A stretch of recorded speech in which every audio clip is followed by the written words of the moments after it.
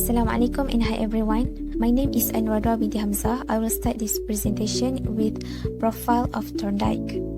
For the background information, Thorndike is known as the father of educational psychology and the founder of behavioral psychology. He is widely known for his contributions to the study of psychology. Edward was born on August 31st, 1874 in Williamsburg, Massachusetts, and his father was a Methodist minister. He graduated with Bachelor of Science from Western University in 1895, and then in 1897 he graduated from Harvard University with Masters of Degree. He earned a PhD at the age of 23 after studying under psychologist James McConkettle in Columbia University. Thorndike left his position as associate professor at the College of Women Case Western Reserve in Cleveland, Ohio. After only 1 year of employment, he then took a position as a psychology professor at the Columbia University, where he would stay there for the rest of his career. After 1 year accepting his teaching job, he married Elizabeth Moulton, and then they have 5 children. Edward Lee Thorndike died on August 1949 in Montrose, New York, United States. For the theory and work, Edward Lee Thorndike's career focused on evaluating the learning process and teaching intelligence. His work influenced the America's public school system and led to the development of operant conditioning within behaviorism. Operant conditioning includes the learning from the consequences of behaviorism.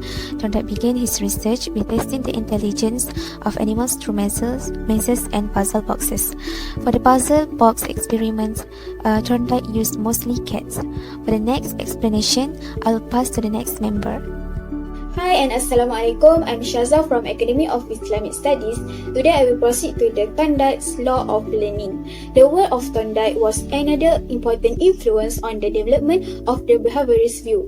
Thorndike first stated the element of history in 1913 that connection are formed in the nervous system between stimulus and response.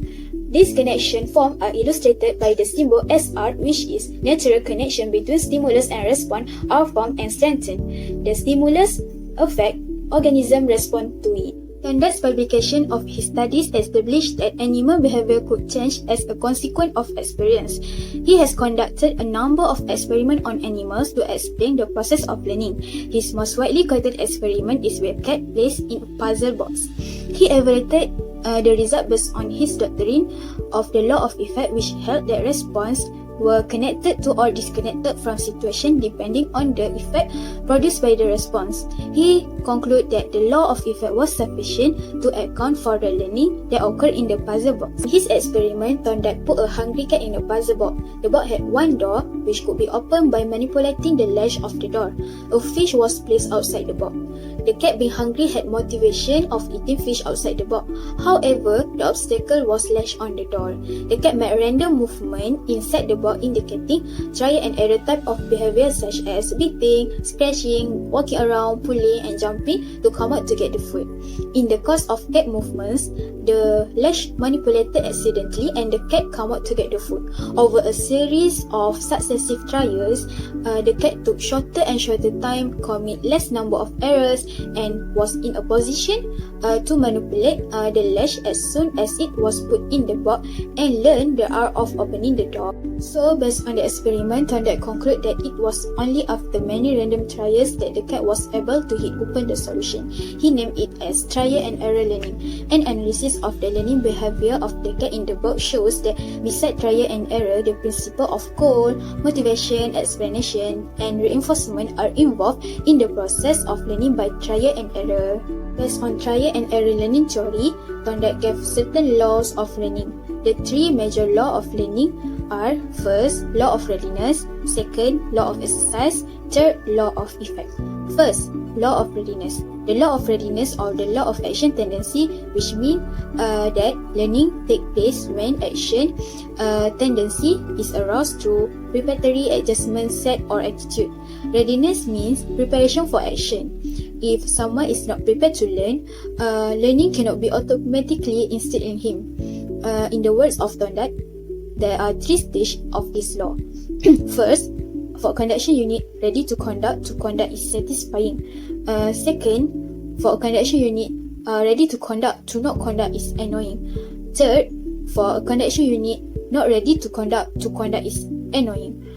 For example, student who want to take examination, he has to prepare himself first before exam, so that he will not be nervous or make any mistake in exam. Next, law of exercise. Law of exercise means that drill or practice help in increasing efficiency and durability of learning.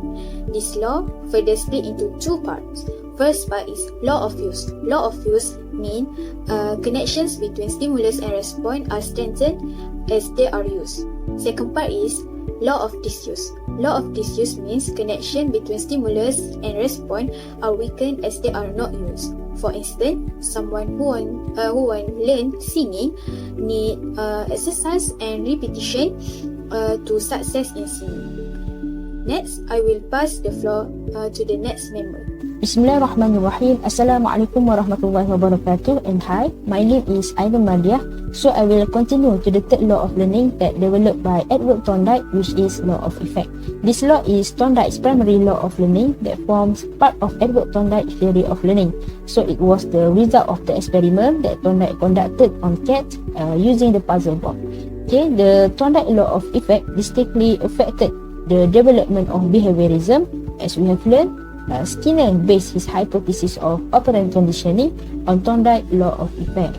Okay, so in this law of effect, Thorndike states that responses that produce a satisfying effect in a particular situation become more likely to occur again in that situation. On the other hand, responses that produce a discomforting effect become less likely to occur again in that situation.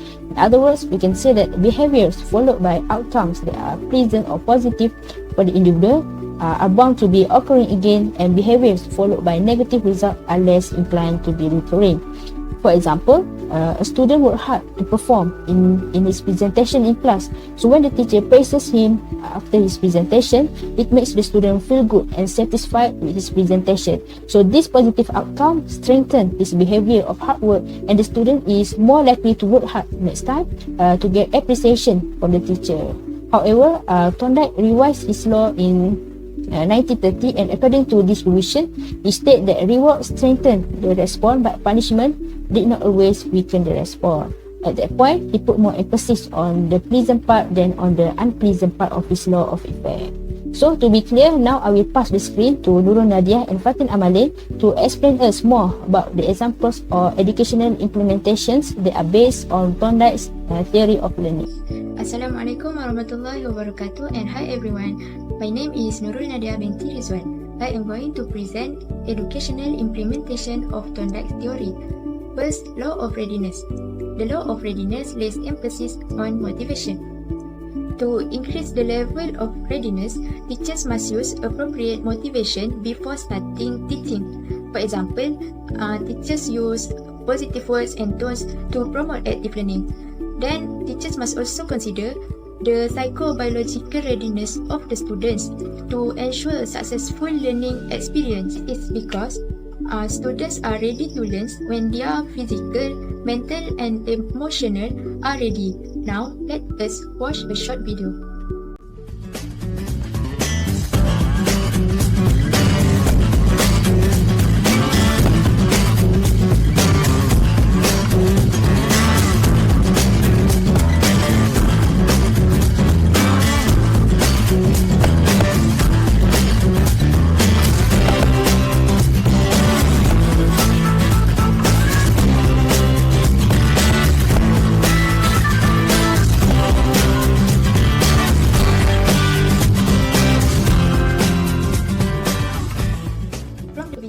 Individuals learn best when they are physically, mentally and emotionally ready to learn, and they do not learn well if they see no reason for learning.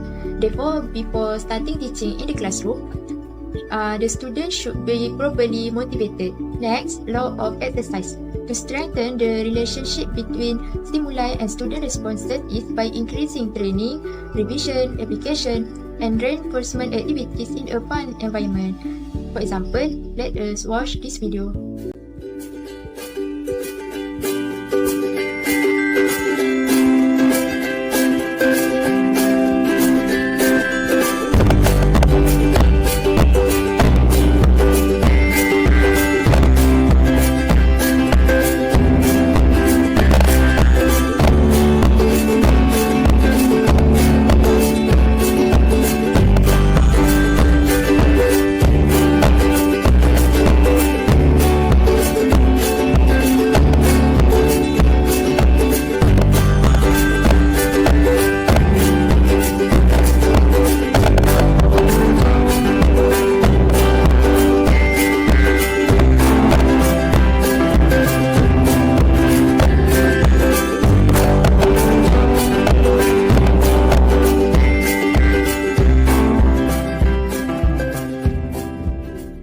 Based on this video, the method of repetition in learning can strengthen students' understanding, and if there is no repetition, maybe the students will easy to forget what they have learned. That's all from me. I would like to pass the floor to the next presenter. Thank you. Assalamualaikum and hi everyone. My name is Nur Fatin Amalin binti Alias. So today I want to proceed point number 2 for implication law of exercise in Thorndike theory.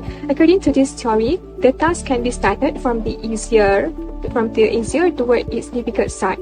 As we know, every student has different thought process and learning abilities. Some students find it easy to understand the topic, but some students are really struggle with the topic. So it's good for teacher to give simple tasks to the students so that every student in the class can join and be active. This kind of method also will benefit the weaker and backward student. Next, let's move to the implication law of effect. There are two key aspects of the law of effect. First, behaviors immediately followed by favorable consequences are more likely to occur again. For example, being praised by a supervisor for showing up early for work make it more likely that the behavior would be repeated. Second, behaviors followed by unfavorable consequences are less likely to occur again. If you experience being scolded in the class because you did not complete your task or your assignment, you will probably be less likely to do not complete your task or assignment in the future because you view the embarrassing moment when the teacher scolded you in the class as a negative outcome. So this behavior is less likely to be repeated. So we have come to the end of this presentation. Okay, to summarize, there are 3 fundamental laws of learning that developed by Edward Thorndike based on his trial and error learning theory, which is law of readiness, law of exercise, and law of effect. So why we call them as laws, not theories? Because law predicts what happened, while a theory proposes why it happened. Okay, as we can see from example before, Thorndike predict that if behaviors lead to satisfying outcome, so the behaviors will be repeated, and if they lead to annoying outcomes, so the behaviors may not be repeated. Okay, so many educational psychologists have acknowledged the utility of Thorndike's law of learning, which is enable teacher to teach their students more efficiently. In other words, by following this principle, people acquire empowering additional insights into what makes them learn more effectively. That's all from us. Hope you guys enjoy and get important points from our presentation. So if you want to get more information about Thorndike's theory of learning, so here are a list of our reference that we use, and you guys can scan this QR code to explore more about this theory. So thank you so much for your attention. Stay safe everyone. Assalamualaikum warahmatullahi taala wabarakatuh.